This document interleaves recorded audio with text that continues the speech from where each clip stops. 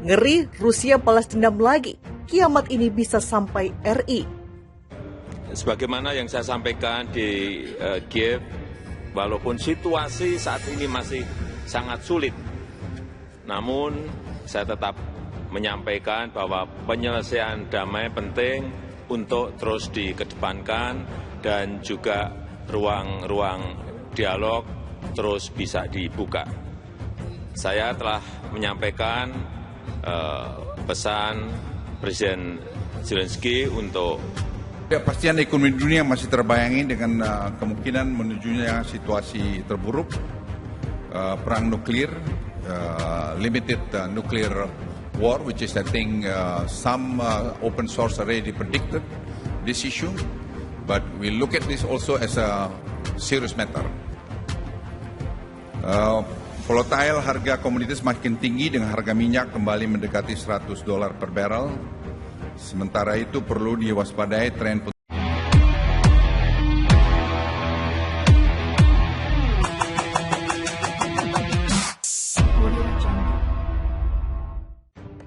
Rusia kembali membalas Ukraina, kali ini negeri Presiden Vladimir Putin mundur dari kesepakatan yang ditengahi PBB soal ekspor gandum dan biji-bijian di Laut Hitam.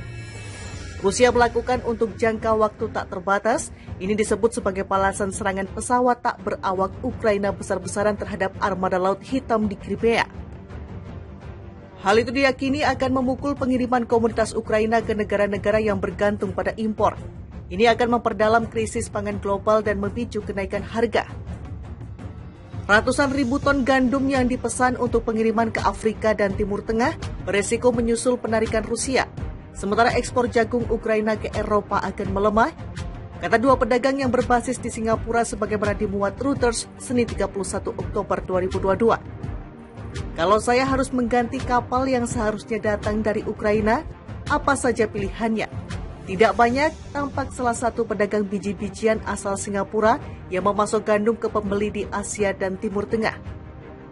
Australia, pemasok gandum utama ke Asia, tidak mungkin dapat mengisi kesenjangan pasokan dengan slot pengiriman dipesan hingga Februari, ujar pedagang lain. Salah satu yang diyakini akan terganggu adalah Indonesia. Mengutip laman yang sama, RI menjadi salah satu pembeli Asia yang memesan kargo gandum terbesar.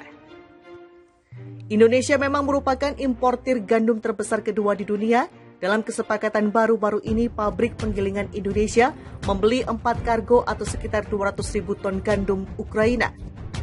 Ini untuk pengiriman November dalam kesepakatan yang ditandatangani selama beberapa minggu terakhir, kata pedagang menjelaskan perjanjian RI. Hal sama juga diyakini akan mengganggu Vietnam yang juga membeli banyak dari Kiev.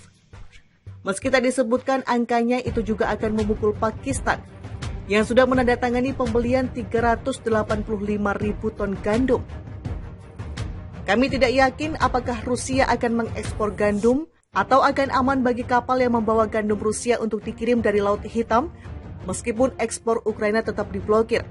Tambah pedagang lain yang berbasis di Singapura di sebuah perusahaan internasional. Akibat langkah Rusia ini dilaporkan Senin, harga gandum berjangka Chicago melonjak lebih dari 5% hari ini.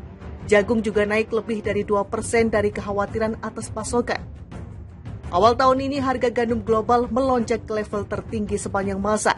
Jagung juga mencapai level tertinggi 10 tahun. Sebelumnya cuaca buruk dan gangguan pasokan COVID-19 menjadi penyebab. Namun serangan Rusia ke Ukraina menambah masalah dan mempengaruhi harga, mengingat Ukraina adalah sumber ekspor gandum dunia. Rusia akhiri wajib militer, apa langkah Putin selanjutnya? Rusia resmi mengakhiri proses perekrutan wajib militer dalam mobilisasi parsial yang digaungkan Presiden Vladimir Putin di tengah perang melawan Ukraina. Rusia mengumumkan pada Jumat 28 Oktober 2022 bahwa mereka telah selesai memanggil pasukan cadangan untuk berperang di Ukraina. Setelah merekrut ratusan ribu orang dalam sebulan, dengan lebih dari 1/4 dari mereka sudah dikirim ke medan perang. Pengumuman itu mengakhiri upaya mobilisasi yang memecah belah yang pertama di Rusia sejak Perang Dunia Kedua, dan telah menyebabkan puluhan ribu orang melarikan diri dari negara itu, sehingga menimbulkan protes publik berkelanjutan pertama terhadap perang. Tugas yang Anda tetapkan untuk memobilisasi 300.000 orang telah selesai, tidak ada tindakan lebih lanjut yang direncanakan, kata Menteri Pertahanan Sergei Shoigu kepada Presiden Vladimir Putin pada pertemuan yang disiarkan televisi di Kremlin dikutip Reuters. Dia mengatakan 82.000 telah dikirim ke zona pertempuran dan sisanya sedang berlatih.